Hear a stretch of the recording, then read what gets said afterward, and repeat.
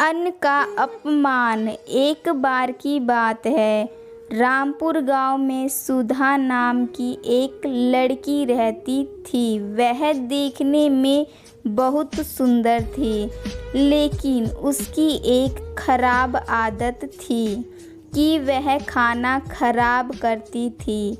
वह ज़्यादा खाना लेकर खाना फेंक देती थी। कुछ समय बाद उसकी शादी हो गई। उसकी सास ने उसको तिजोरी की चाबी और बाकी सभी जिम्मेदारी दी और बोला कि वह अभी तक अच्छे से घर चलाती आई है, अब सुधा को सही से घर चलाना है। सुधा ने अपनी सास की बात को कबूल किया।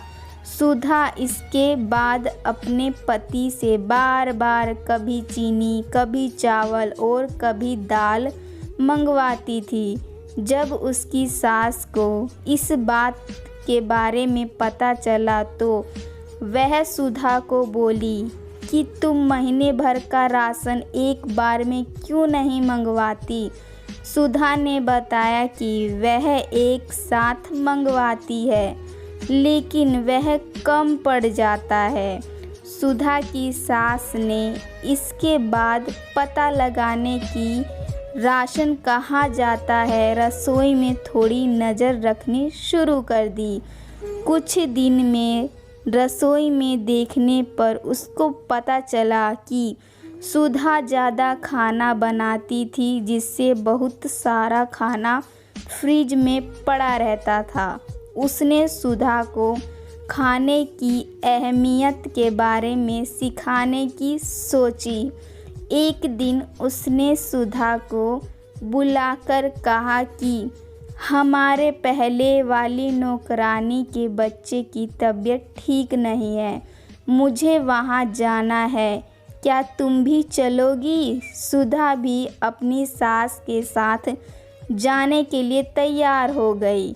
अपनी नौकरानी की बस्ती में जाकर सुधा की सास ने कहा कि मैं अभी रास्ता पूछकर आती हूँ। इसके बाद सुधा वहीं खड़ी रही।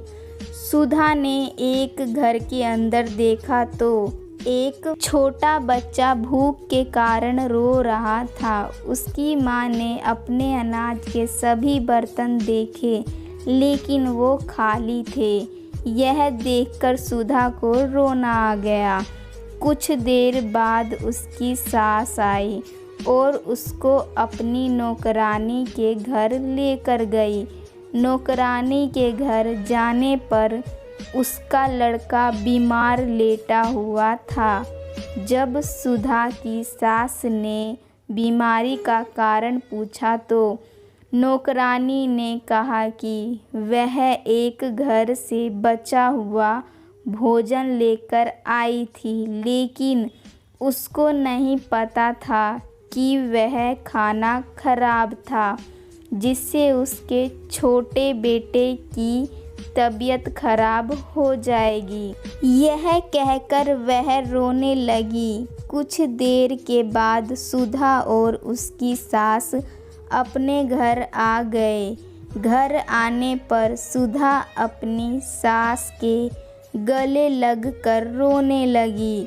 जब उसकी सास ने कारण पूछा तो सुधा ने बताया कि मैं खाने को कितना बर्बाद करती थी और किसी को खाने के लिए 2 वक्त की रोटी भी नहीं है।